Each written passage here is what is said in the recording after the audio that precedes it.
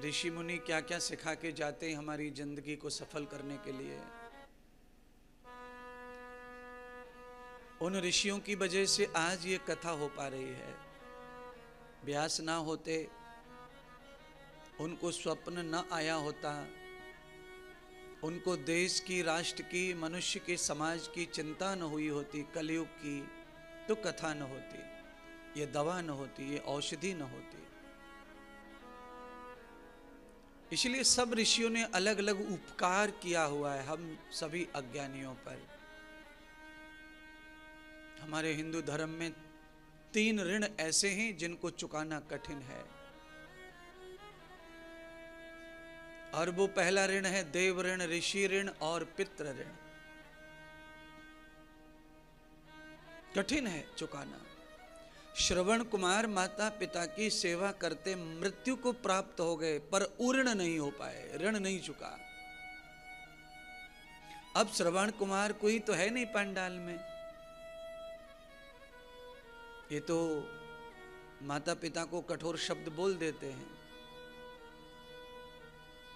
कंधे पे रखकर तो गंगा नहलाने पंढरपुर तो कोई ले नहीं गया है। अपने ही पेट से काटकर मम्मी पप्पा रख लें, पैसे चुरा चुरू के धर लें तो पंढरपुर चले जाओ। बच्चों से मांगना कठिन है। ऐसी परिस्थिति में मैं आपको ये बता रहा हूं कि श्रवण कुमार भी मात्र पितृ ऋण से ऋण नहीं हो पाए, मृत्यु को प्राप्त हो गए।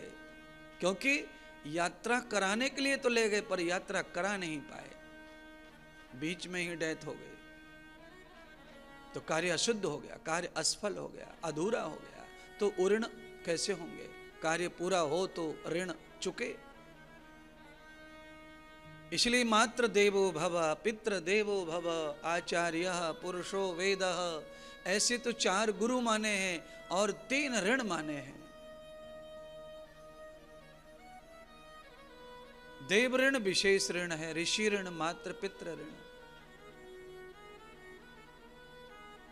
तो ये आज हम ऋषि ऋण चुका रहे हैं। यातार भूतस्य दयान भूतम अनंत योगे जत पुरुषाय च भवानी युक्तम भवतेर सर्वम यद पुत्र योगे जगतो पितास्मे। अब आप ध्यान करें, एक एक चीज को आज मैं समझाऊंगा। आज मैंने चाणक्य जी को साइड में किया है। आज मैं वेद के ऋषि को लाया हूं, अग्नि ऋषि को।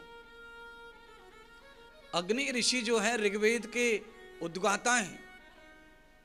अब मैं उनकी बात आपको कह रहा हूं। देव ऋण, ऋषि ऋण और पितृ ऋण, ये किसने बताया? तो ये हमारे अग्नि ऋषि ने, फिर मनुस्मृति ऋषि ने, मनु महाराज ने, फिर चाणक्य ने, फिर तुलसीदास ने, व्यास जी ने, और स्वयं मैं आपको ये विषय बार बार रखता रहता हूं जीवन में आपके सामने।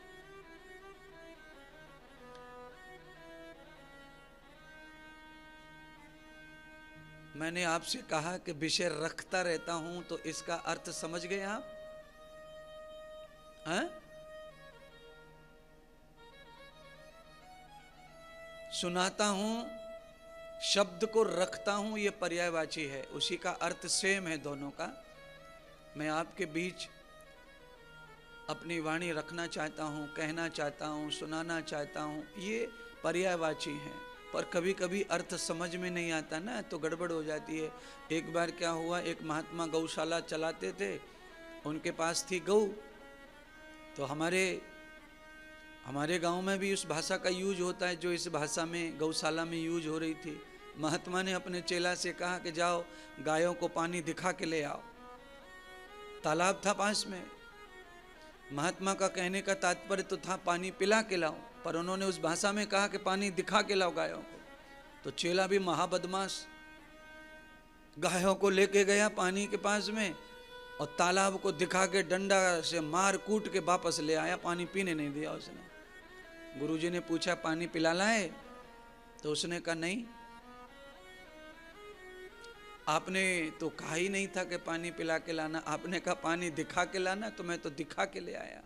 तो इसीलिए कई महात्मा इंद्रदेव के शब्द का अनर्थ मत कर लेना। मैंने कहा कि मैंने ये बात कई बार रखी है आपके बीच में, इसका मतलब आप ढूंढने मत लग जाना पड़ोस में कि कहाँ रखी है।